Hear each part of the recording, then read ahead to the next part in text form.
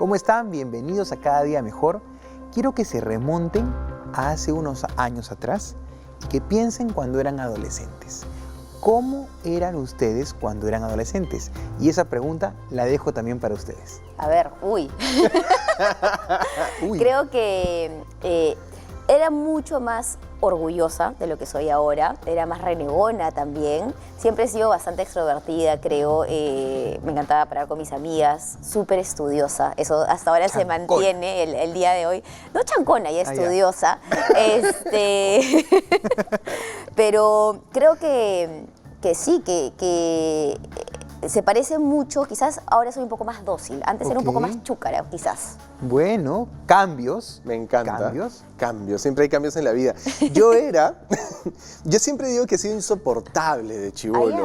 He sido así insoportable. Esos que le encantaba andar sin polo porque era flaquito, así marcadito, así para que me miren, insoportable. Si me hubieran conocido cuando tenía 15 años, me empujaban. No eras amigo de nosotros, no eras mucho amigos. No, definitivamente no.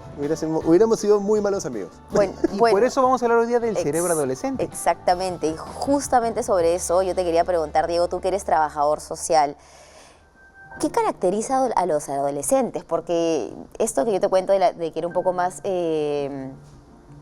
¿Chúcara? ¿no? Sí, chúcara, es algo muy característico, ¿no? Esta edad del burro, como le dicen. Irreverente. Irreverente. ¿Qué caracteriza a los adolescentes? A ver, primero hay que empezar entendiendo de dónde viene la palabra adolescente, ¿no? Que viene de adolecer, o sea, que les duele todo, les duele la vida entera a los adolescentes.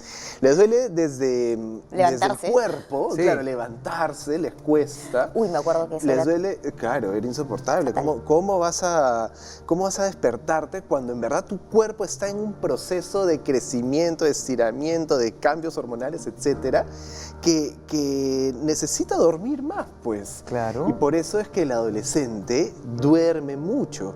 Entonces le cuesta levantarse, le cuesta entender sus emociones porque este cambio hormonal, el cambio del cuerpo, ¿no? Físicamente el cuerpo tiene otra forma y tú dices, ¿qué hago con esto que es nuevo prácticamente? Y empieza ese autoanálisis, ¿no? Empieza el autoanálisis. También ocurre que el cerebro madura a un nivel cognitivo digamos, más desarrollado, por decirlo de alguna manera, entonces comienzas a razonar con mayor conciencia de la realidad. Claro. Entonces confrontas lo que has aprendido, cuestionas muchísimo. Esa rebeldía, ¿no? ¿Y por qué tengo que hacerlo? Porque empiezan a darse cuenta que la vida puede ser diferente a como siempre se la han enseñado en casa. Claro. Eso es bien bacán y por eso también les duele la vida. Claro. ¿No? Sufren con las emociones, sufren con el proceso, sufren con todo lo que está a su alrededor. Claro. Chuen, ¿y cuáles son las necesidades de la población adolescente en nuestro país, en el mundo, actualmente? O sea, ¿cómo, como padres, porque muchos padres nos están viendo, qué debo satisfacer en mis hijos, en mi hijo adolescente, en este cerebro adolescente? Mira, esa pregunta a mí me parece básica, porque algo que tenemos que empezar a pensar sobre los adolescentes es sobre qué hay alrededor del adolescente, ¿no? Entonces, está la familia, claro, está la sociedad y está la escuela. Estos tres puntos, tres pilares son importantísimos en el desarrollo de un adolescente. Claro. Si hablamos de la familia, hablamos en la contención y guía, ¿no? Y cuando me refiero a guía, no me refiero a decir qué hacer, y no me refiero a decir tienes que ser así o tienes que ser de esta otra manera, sino cómo te sientes tú, con qué te identificas en la vida, hacia dónde quieres ir, cómo están apareciendo tus emociones, qué sueñas, y desde ahí acompañar y sostener, guiar, no indicar, no imponer. Exacto. ¿Cómo? No imponer. No imponer. Eso desde el punto de vista de la familia, ¿no? Desde el punto de vista social, todos, y escúcheme bien por favor, te estoy hablando a ti, todos tenemos la responsabilidad de tener una sociedad sana para el adolescente. Sí. Porque como conversábamos hace un rato, si de repente el adolescente vive en un entorno familiar que no es muy saludable para su desarrollo, la sociedad le puede dar un ejemplo que, vamos a decirlo de una manera un poco rara, pero va a rescatar a este adolescente, ¿sí? Y puede desarrollar la resiliencia en el adolescente si la referencia social es suficientemente fuerte. Y la escuela. Y la escuela, Claro. exacto. La escuela es importante también porque es de los primeros espacios donde uno aprende a socializar, a interrelacionarse, ¿no? Claro. Entonces, y ahí también podemos hablar de los amigos.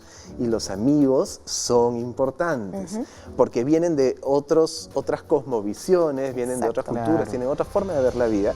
Y es importante tener esas conversaciones de cómo es la vida en otra casa. Por supuesto. Y que ¿no? se puedan relacionar también, ¿no? O sea, que También. puedan... Se identifican. Exactamente, ¿no? Qué importante, qué aleccionador lo que dices, Chuen, porque yo considero que los adolescentes pues son vulnerables. Totalmente. Son una población vulnerable y depende mucho de este entorno, que bien lo has mencionado, ¿no? Escuela, sociedad y familia, para que este tridente, por así decirlo, o ni siquiera tridente, este triángulo que envuelve al adolescente en el centro, lo permita desarrollarse como una persona de bien y por ende una sociedad correctamente desarrollada. Además que ustedes saben, ahora que mencionabas esto del tema del sueño, es correcto, los adolescentes, uno va cambiando la cantidad de horas que tiene que dormir durante la vida y los horarios también. Y durante la adolescencia se ha visto y se sabe que el adolescente, su ritmo circadiano se mueve un poco más tarde. Es decir, ellos tienden a Así despertarse es. más tarde y por ende se van a dormir más tarde.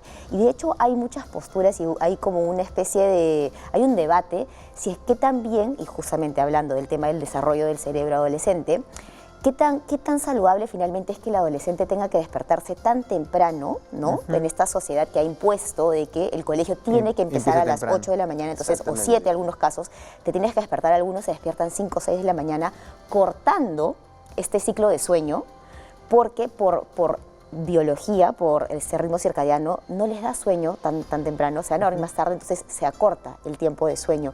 Y eso es súper interesante y de hecho algo que vale la pena, digamos, traerlo acá a la mesa para reflexionar sobre cómo también nosotros tenemos que ir avanzando con la evolución de la ciencia y Claro. que estas cosas contribuyen al desarrollo del cerebro.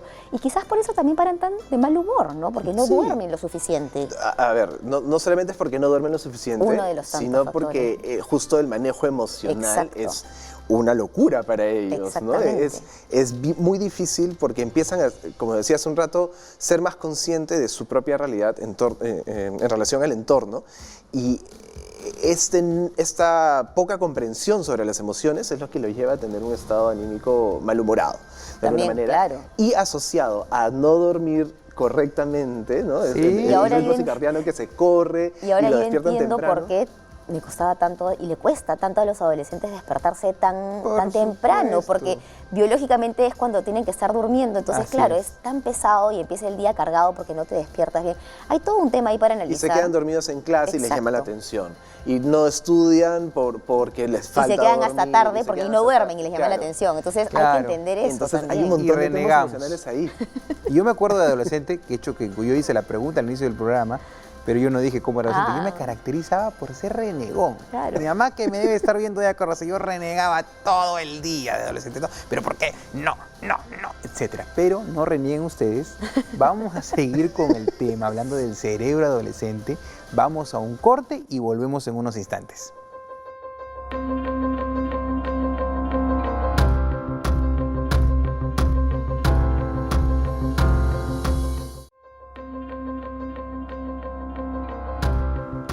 Seguimos conversando sobre el cerebro adolescente en Cada Día Mejor. Y es verdad, pues, el adolescente es considerado problemático, ¿no? Es un problema para el papá, la mamá no saben cómo manejarlo. Pero tocaste un tema muy importante que es la educación.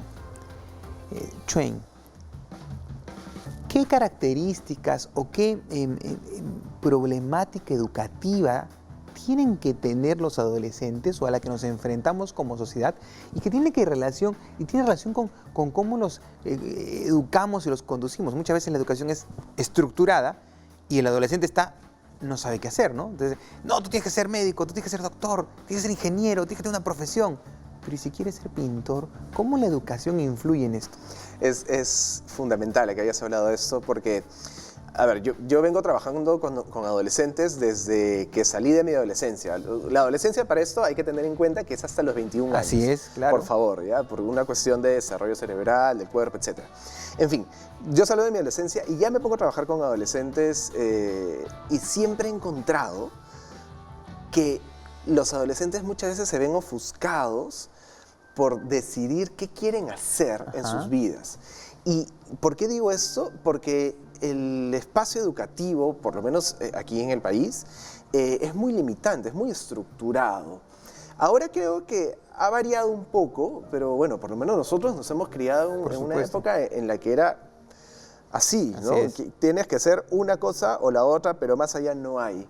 Pero no estamos considerando la diversidad de personas que somos y cómo eso se fortalece en nuestra adolescencia, ¿no? Cómo reconocemos esto en la adolescencia y la fortalecemos, o si no lo fortalecemos y nos dicen que no podemos ser así, va en contra nuestra, entonces en contra de nuestra autoimagen, de nuestra autoestima, nuestra autoconfianza, y al final son personas que cuando crecen no son realmente felices. Claro, porque no hacen lo que les gusta. Exactamente. Entonces, si hablamos de una especie de tara en la educación, es esa, la poca libertad al decidir qué uno quiere ser en relación con lo que uno se identifica. Qué importante es proyectarse a ese momento cuando escoges el colegio de tus hijos, ¿no? Y además yo creo que es una súper responsabilidad. ¿Qué cosa puede saber un chico de 17, incluso a veces 16 años, de qué cosa quiere estudiar y ser el resto de su vida, ¿no? Hace tiempo vengo pensando eso, Maca, y siempre digo que en verdad una persona está realmente lista para decidir qué quiere ser. ¿Ya? A partir de los 21 o 22 años. Claro. Porque... Y eso es cuando ya estás terminando la carrera. O estás a media carrera. ¿Me entiendes? Estás a media carrera. Exactamente. O sea, imagínate que si te equivocas, te equivocaste, pues, ¿no? Pero yo creo que, mira, yo conozco un caso muy cercano en donde el hijo quería estudiar diseño gráfico y como no era una carrera en ese momento universitaria, el papá se oponía rotundamente. Claro. Porque yo no voy a pagar un instituto, tú tienes que tener un título universitario. Y este chico era súper talentoso en diseño y de verdad que en el arte y todo esto. Y bueno, dale que dale, se metió a arquitectura. Duró un año, se salió de arquitectura. Luego dijo, no, voy a hacer negocios internacionales. Luego se terminó yendo al extranjero. Finalmente terminó, hizo un MBA, o sea, nada que ver con el diseño. Y tú sabes que terminó el MBA y se puso a trabajar y a los 4 años, 5 años, decidió meterse a estudiar diseño gráfico y ahora trabaja como diseñador gráfico. Bien, y la rompe. Y la rompe. Eso es súper común, ¿eh? Y la rompe en el extranjero. Entonces tú dices, oye, tanto te peleaste y él sabía perfectamente que quería ser diseñador y mira. Exacto. A mí me pareció algo muy parecido. Yo salgo del colegio y quería ser payaso. Y ¿saben el grito al cielo que pusieron en mi familia? Claro. Yo quería ser clown, payaso, artista escénico. No, que estudiar algo. Pasé por ingeniería forestal, pasé por administración. A los 22 años descubro que quería ser trabajador social, que es lo que soy ahora, que es algo que me apasiona. Pero a los 22 años, para la mayoría de las personas, pasar de los 16, 17 años que sales del colegio hasta los 22 años es una pérdida de tiempo. Mentira. Puedes aprovechar viajando, trabajando, aprendiendo practicando en otras cosas. Mira, hasta los trabajos más básicos. Sí, claro. Y ahorrar quizás, ¿no? Y ahorrar. También. Y eso, yo creo que ahí es algo importante porque se ve mucho involucrado el tema emocional, ¿no? Sí, este tema de cómo las emociones finalmente se ven alteradas, tienes que tomar una responsabilidad, hay una presión social, familiar, tremenda presión familiar. De lo que tienes que hacer. ¿Cómo tú crees que cuáles son los factores que hay que tomar en consideración para el buen manejo de estas emociones? De repente la respuesta del adolescente es, no sé qué quiero. Y es válido. Y es válido. Entonces, ¿qué factores podemos tomar en consideración para el desarrollo de estas, o para el manejo de estas emociones, para poder ayudar a estos adolescentes en casa? Me encanta la pregunta porque, y yendo por el lado del no sé, y que es totalmente válido, ahí la sociedad y la familia también es fundamental que, como les decía hace un rato, ¿no? Esta guía no solamente sea esta guía, sino que sea una referencia sana, diversa, y no solamente eso, sino que muestre al adolescente que hay muchas opciones, ¿no?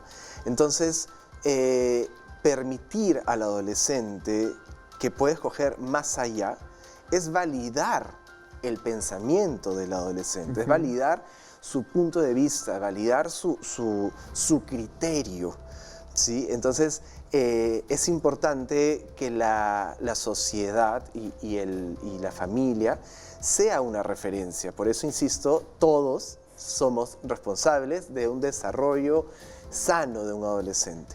Eso es una. La otra es sobre los límites del adolescente. Eso, ¿sí? es importante. Y más que los límites, justo ayer conversaba con un amigo psiquiatra, me decía que más que los límites son las pautas. Sí. Claro. ¿sí? Los límites es un poco como Claro, cuadriculado. Y más bien las pautas son para poner, como siempre explico yo a mis alumnos sobre los valores, ¿no? Son como estos ojos de gato Claro, que están ese es el a los intervalo por el que lados puedes de la andar. carretera de Así noche es. que te dicen, si tú sales de acá, algo puede ocurrir, Algo un puede ocurrir. accidente, o tú te puedes hacer daño, o puedes hacer daño a alguien más, o puedes hacer daño a ambos lados, ¿no? Así es. Entonces, estos ojos de gato son importantes, y son estas pautas, y son las normas. Ajá. Me No encanta solamente que los hayas valores, puesto sino como las ojos de normas. gatos. Me gusta esa, Sí, qué bonito, esa qué analogía de bonito, los, claro. Qué bonita metáfora. Sí, metáfora en realidad de los ojos de gato, porque sí, de hecho, es como tú dices, límites muy como... ¿no? Claro. Es como una pauta. Es una pauta. Exacto. Y sobre todo que le da la asuman- libertad de escoger también, de decidir. Y eso, y que asuman esa responsabilidad que si sales de esta línea, puede Puede ocurrir. pasar No algo. es que te vas a matar, Puede puede pasar ocurrir. como no Y puede eso pasar me nada. sumaría que estás ayudando al adolescente a desarrollar su pensamiento crítico. Sí, totalmente. Eso es bonito. Y que a los fundamental. papás les cuesta mucho tiempo soltar, ¿no? A veces se dice la famosa expresión mamá gallina.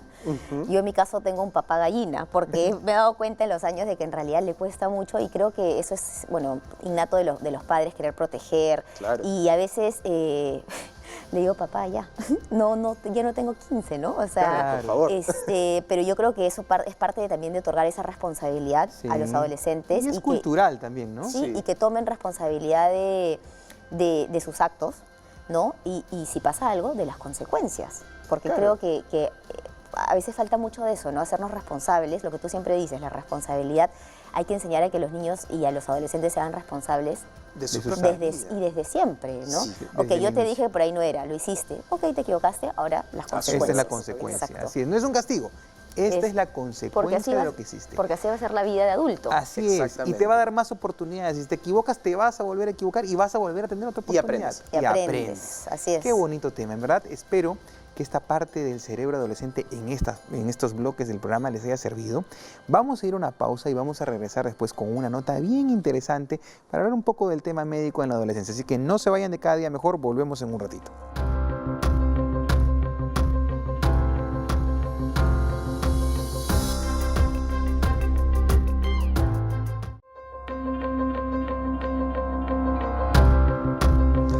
Hoy tenemos un tema interesantísimo que a mí me fascina. Vengo trabajando con adolescentes desde que empecé a trabajar. Y estamos hablando del cerebro adolescente. Una maravilla este tema. Sí, de verdad que es un tema que tiene para, yo creo que hacer Uf, 10 programas más, porque, por ejemplo, un tema que no hemos tocado es el tema del cómo va cambiando el cerebro, sí, en relación también a nuestro cuerpo, cómo va cambiando el cuerpo, ¿no? Cómo va cambiando las hormonas, el tema del peso, que también es un factor súper, digamos, clave de la composición corporal, ¿no? Pero que definitivamente tiene que ver también con enseñar hábitos de alimentación, porque es durante la niñez, y eso tú lo sabes perfectamente, la adolescencia, donde se van creando estos hábitos para un buen desarrollo de la salud. por supuesto. Y para ampliar el tema, de hecho nos van a faltar minutos, pero prometemos hacer un programa extra sobre este tema. Vamos a hablar con la doctora Erika Rodríguez, tenemos una nota. Ella es médico pediatra, además tiene mucha experiencia en adolescentología, así que vamos a ver la nota y regresamos para comentarla.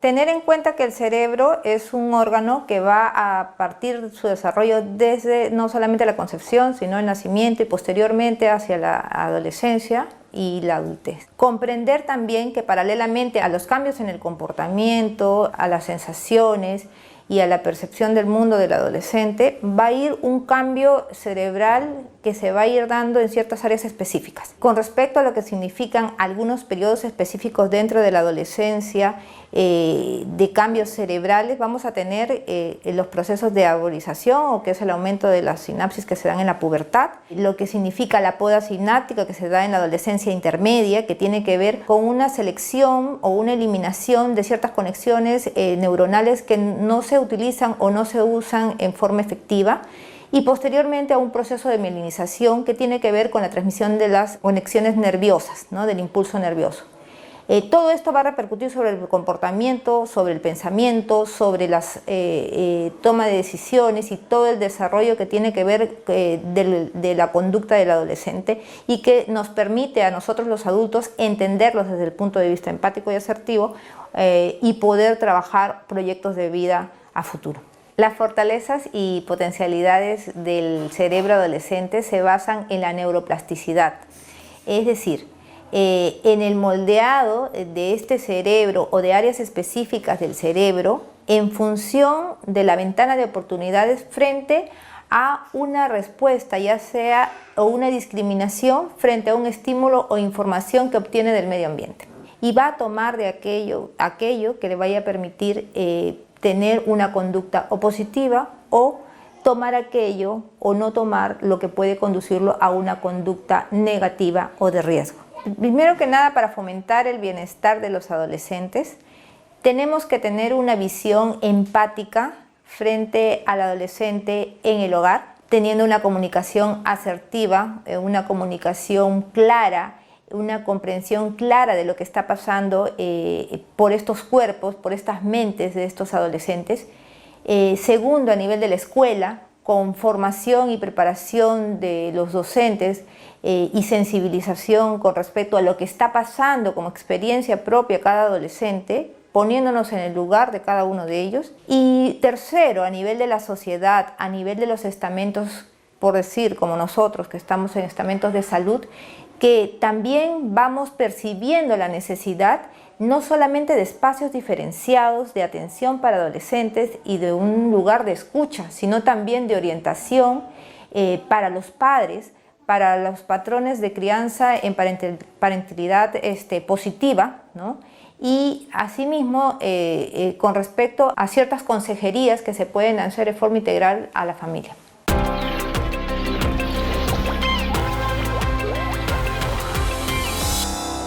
Buenísima la nota, y bueno, como yo les mencioné justo antes de ir a la nota, creo que también algo que debemos tocar y que, como ha dicho Roberto, vamos a hacer otro programa, es el tema de la imagen corporal, que va cambiando, ¿no? El cuerpo cambia de niño, adolescente, adulto, y creo que es un tema que también tenemos que tomar en consideración, sobre todo desde el lado de las emociones también, ¿no? Cómo gestionar esto, entender también que es durante esta etapa en donde se forman muchos hábitos de alimentación, de estilo de vida, la importancia de quizás tener una guía que nos pueda ayudar, un profesional de la salud que pueda orientarnos con esto, y que podamos finalmente desarrollar hábitos, porque por ejemplo hoy en día se ha visto mucho que hay muchos adolescentes que quieren ser veganos, vegetarianos, y que no necesariamente en casa lo son. Así es. ¿Cómo afrontar esto, ¿no? ¿Cómo validar las emociones, las razones de por qué el adolescente quiere optar por este tipo de alimentación, solo por mencionar un ejemplo? Así es que definitivamente vamos a seguir hablando de este tema, pero quería traerlo a la mesa porque es algo que vale la pena. Es una muy importante mencionar. reflexión, Maca, y yo voy a tocar la parte médica como reflexión. Nosotros nos preocupamos mucho cuando el bebé nace, lo llevamos a sus controles a los 2, a los 4, a los 6 meses, al año, a los 2 años, pero nos olvidamos del adolescente. ¿Ha llevado a su hijo al control con el pediatra? ¿Sabe usted que nosotros los pediatras y los pediatras adolescentólogos le preguntamos a los 10, 11, 12 años si fuma, si ha iniciado relaciones sexuales, si sabe sobre el cuidado corporal, si sabe sobre conductas de riesgo? Es nuestra función como médicos preguntarle a ese adolescente qué está pasando. Pero si usted no lo lleva, nunca lo vamos a poder explorar. Así que es un llamado a la reflexión de que no nos olvidemos que debemos acudir a nuestro control médico, en este caso pediátrico adolescentológico, una vez al año, porque es muy importante. Y también hay vacunas que siempre se fueron olvidando en esa edad, así que ya saben.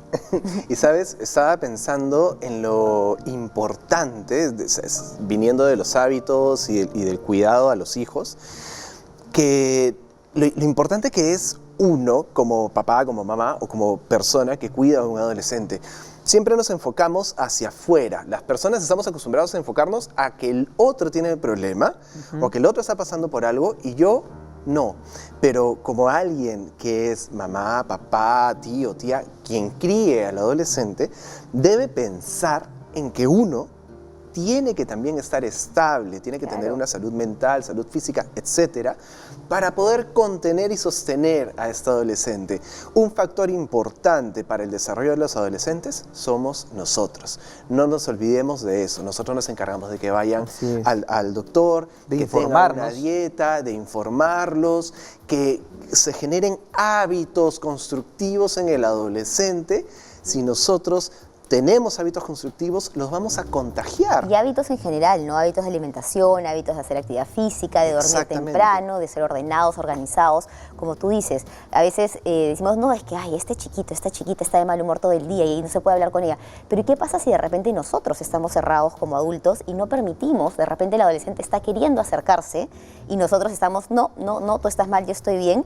Y creo que hay que hacer esta mirada, yo siempre digo, ¿no? Voltear los ojos hacia adentro y mirar también cómo estamos nosotros. De repente a nosotros nos criaron muy estrictamente. Por supuesto. Y estamos replicando eso que a nosotros no nos gustaba. Tú sabes que muchas veces muchos papás, muchas mamás vienen y me dicen, yo quiero que mi hijo sea más extrovertido, que se comunique más. ¿Quiero qué? Y yo le pregunto al papá o a la mamá, ¿tú eres extrovertido?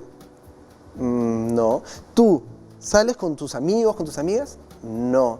¿Tú haces reuniones en tu casa? No. Entonces, ¿qué le pides a tu hijo o a tu hija? Claro. Por favor, no le pidas a alguien lo que tú no puedes hacer, menos aún si es tu hijo. Claro. Yo creo que tú eres el principal ejemplo. hay que partir por mirar dentro y poder desde nosotros entendernos, poder ayudar al otro. Así es que este ha sido un tema realmente valioso. Prometemos hacer una segunda parte porque se han quedado muchos temas ahí en el tintero, como dice Roberto. Claro. No se olviden de seguirnos en nuestras redes para que nos puedan dejar comentarios, dudas, preguntas de qué temas les gustaría que hablemos. Así es. Y nos vemos en el siguiente programa aquí en Cada Día Mejor. Chao. Chao. Adiós.